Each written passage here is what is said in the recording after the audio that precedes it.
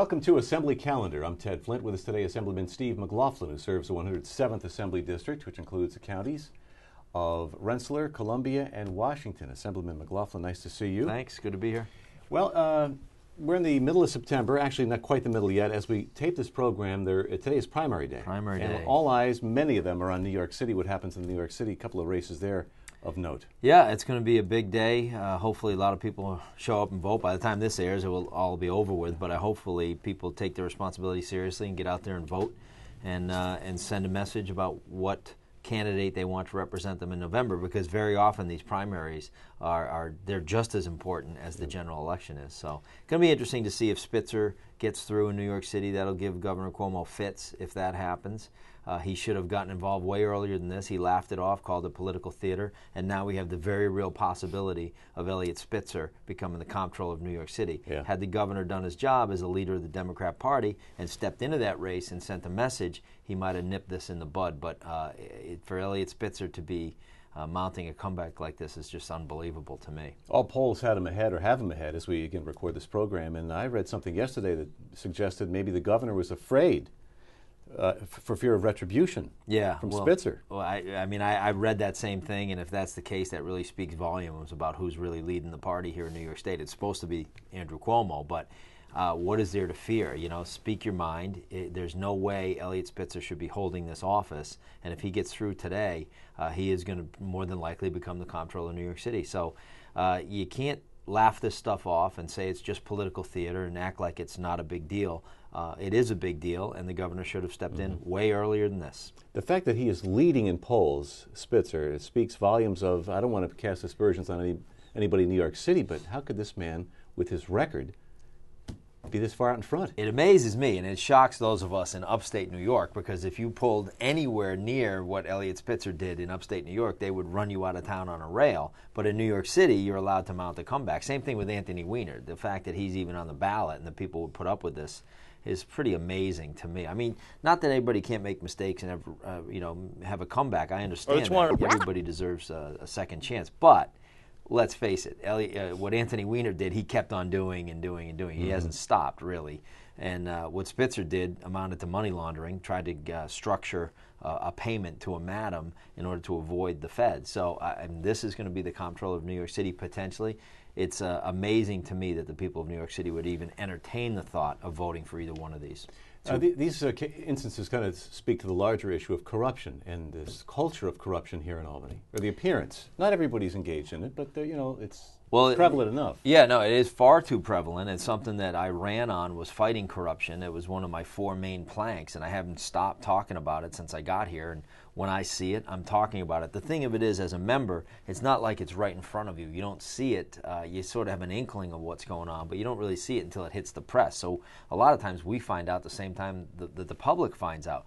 But once it's exposed and once it's laid out there, then that should be the end of the road for that politician. You would think. They should be out of office, but they hang around. In New York City, they make comebacks. I mean, at some point, the people of New York have got to own this problem as well and say, we know who the corrupt ones are, and they're gone. Then you look inside the legislature, and you have Sheldon Silver, who's actively covered up sexual harassment and abuse. That is a form of corruption as well. And you look at his members that continue to support him. So, you know, it's frustrating for me as somebody that goes in there and does his job the way it's supposed to be done, I think. And that's what most of the members are doing on both sides of the aisle. I mean, most people, I think, are there to do the job honestly. Yeah, sure. But for those that are not, they need to go. They need to be called out. And to sit silently by and allow it to occur right in front of you when you know it's occurring, after it's been exposed and you know it's there, to allow that to occur and to say nothing about it, that in and of itself, to me, is a form of corruption. If you're not condemning it, you're condoning it. And far too many are staying silent. And okay, so that speaks to both sides of the aisle. Absolutely. All your colleagues should, if they see it, speak out about it. Absolutely. There's no doubt. I mean, the people of New York deserve better than what they're getting. So it's incumbent upon all of us that are in office to speak up. Will you see, do you hope to see more legislation to address corruption in January? Will there be? Well, I mean, there's always, that's sort of the layering on of more and more. It's almost like more gun laws. They don't do any good to begin with. So you can have all the laws you want. If you send corrupt people to office, you're going to get corruption. So at the very basic level, the electorate level, the people of New York have to start to really pay attention to who they're sending to office, and don't just blindly vote for a Republican or a Democrat. It's not about that. Right. It's about sending the right people to office that are going to be able to answer the questions, that have a good record to begin with, that you're comfortable with, rather than just blindly saying, well, I'm a Democrat, so I'm voting Democrat, or I'm a Republican, I'm voting Republican. Those days have got to end. It's about sending people that will uphold the Constitution. That's right. number one. That's right. That's your biggest oath of office, is upholding that Constitution. So if they can't answer those simple questions, or you are uneasy about it, don't vote for them. So more laws, to me, are not going to do the trick. We have plenty of laws. And just today, as we're filming this just today, John Sampson, an ex-Senate Democrat leader, just now amended his filings. You know, we have ethics filings to sort of lay out what we own, what we have interest in, things like that. He now today amends it and says, oh, I have this majority partnership in an asset that's worth $500,000 to $700,000.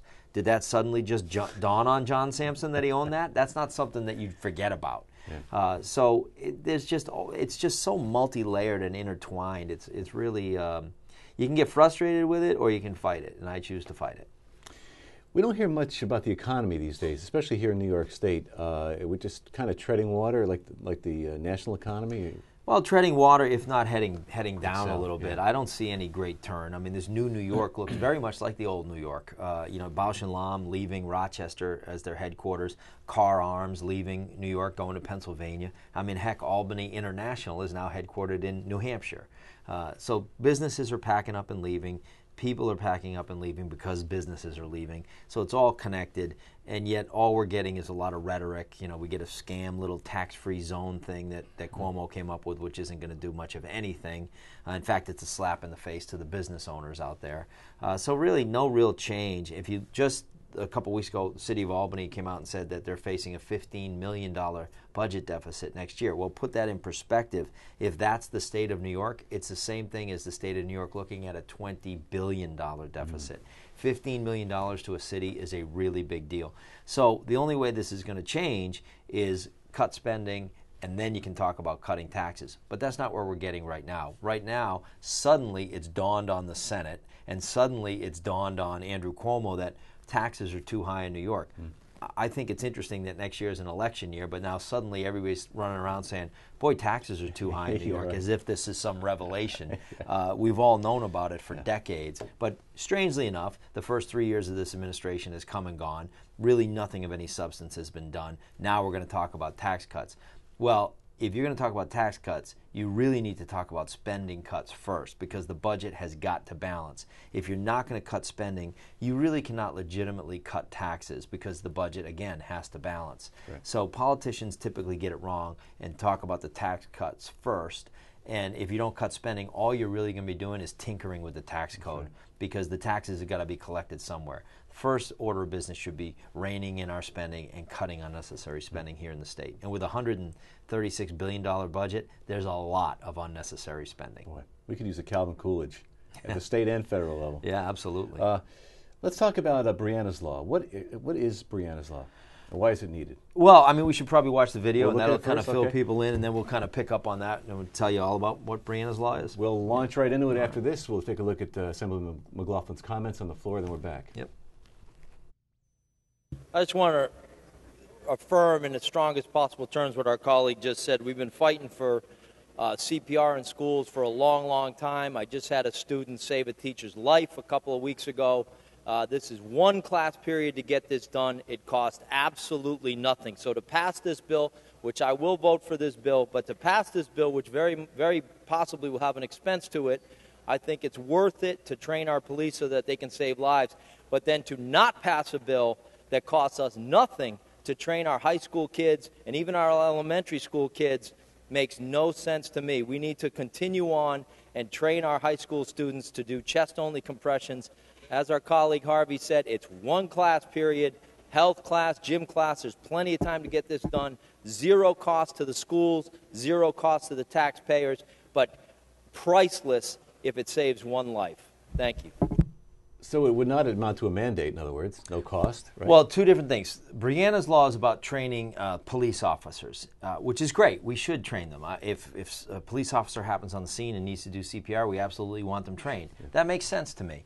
What I was talking about there, and the reason I wanted to show the video first is I've been a big advocate of CPR in schools, and right in my district, Nick Bailey saved a teacher's life in Lansingburg schools. So that shows you the value of learning this CPR.